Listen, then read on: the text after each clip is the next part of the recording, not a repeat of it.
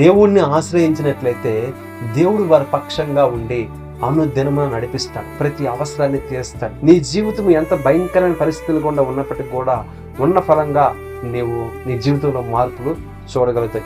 నీ జీవితంలో ఎంతవరకు ఏదైతే నువ్వు పొందుకోలేకపోయినావో, ఏదైతే నువ్వు అనుభవించలేకపోయినావో వాటన్నిటిని కూడా దేవుడు నీకు ఇవ్వడానికి సిద్ధంగా ఉన్నాడు. నీ జీవితము ఆల్రెడీ సగం అయిపోయి ఉండొచ్చు, కానీ నీ జీవితం తిరిగి రాయగలిగిన వాడు, నీ తలరాతను మార్చగలిగిన వాడు ఎవరైనా ఉన్నారు అని అంటే అది నా ప్రభువు అయిన యేసుక్రీస్తు వారు మాత్రమే. ఆయన చనిపోయినటువంటి వారిని తిరిగి బ్రతికించగలిగిన వాడు, అంటే జీవము లేని వారికి జీవమును ఇవ్వగలిగిన వాడు.